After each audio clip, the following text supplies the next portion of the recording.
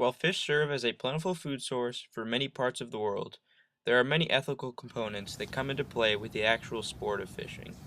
Many fishermen choose to follow a path helping to conserve the fisheries for the generations to come by practicing catch and release in order to inflict the least amount of harm upon the fish. I'm here today with local student at Purdue University and expert fisherman Sam Kopp to discuss the different elements of ethical fishing. I've been fishing for quite a while. I started as a young child, I guess you could say kid. My dad would take me out, and I would just go because he went fishing. Right now, I'm pretty much solely doing fly fishing, rather than the conventional, like spin fishing or other stuff.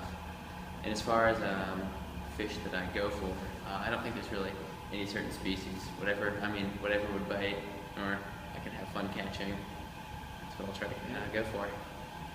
Do you take any precautions to protect the fish, like barbless hooks, or you do catch and release fishing? I do have barbless hooks, just because the more extra time you go into, like for tying the fly. It's Harder to catch a fish, too. yeah, it is. It's a bit harder to catch a fish, but yeah, I would practice catch and release.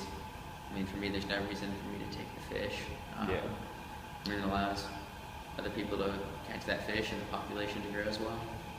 What have you done to maybe like personally or group conservation efforts? What have you done to help preserve the fisheries that you fished at before? Well, I've practiced catch and release fishing, and alongside that, I've also participated in river cleanup days where you remove trash, debris, and other garbage that is accumulated in the river systems.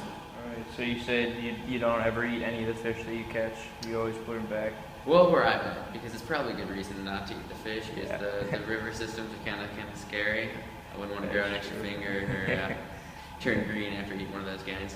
And so for these fish, do you eat fish? Yeah. Yeah. So do you think that the commercial fishermen that catch the fish that you eat, like from the grocery store, do you think they should be the only ones taking them instead of like conventional fishermen?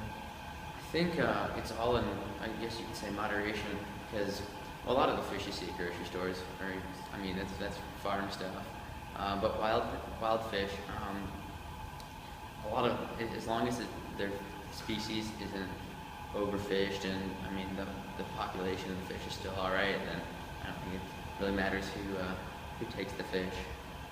Sam demonstrated the correct techniques to holding different species of fish with a few of the pictures he had from some of his various recent fishing excursions. He holds a steelhead rainbow trout while properly supporting its head and belly. Then he holds a different species, the largemouth bass, by its strong lower lip. When you release fish back into the water, since you said you do catch and release fishing, how do you release it back? Would you just toss it back in, or would you like kind of slowly ease it back into its habitat?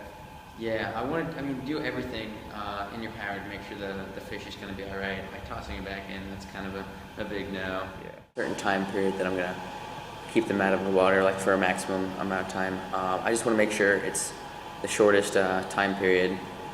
So if I can keep the fish in the water as much as possible, so as like when I'm removing the hook, when I'm getting ready to take them out of the water with like the proper handling of it. So that means when I'm ready to take the picture, I can have them out of the water then, and once I get the picture, I can put them back to make sure his health and safety remains up there. When you see other fishermen doing like holding fish incorrectly, mishandling them, possibly harming them, or keeping them out of the water too long, how do you feel about this, or do you ever take any action against this, by trying to educate them? I haven't personally seen anyone out on the rivers or out where I'm fishing doing that. That probably so, because there's just so much water to be fished, and a lot of the times you don't run into any other people fishing. But I've definitely seen that as far as picture-wise on the internet and stuff like that. And a lot of it's just ignorance of the angler. They're probably new to the sport and don't really know the proper handling of it. And with some easy clarification, education, we can show them how to properly handle the fish, so they can keep the fish's safety up and alive.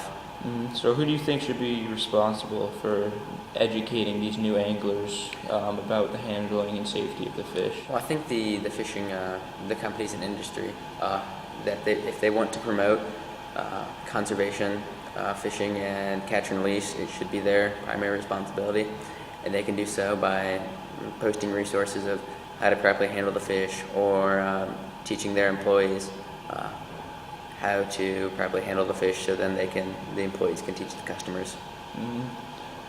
Who taught you what you know now? A lot of the stuff that I've learned about fishing and conservation of fishing came from my dad. Alongside that, I've talked to other people in the fishing industry and other experienced anglers and fishing guides who knew a lot more of the subject than I did, and they've helped me learn about that. All right, well, that's all I have for today. Thank you very much for your time. Oh, thanks for the interview.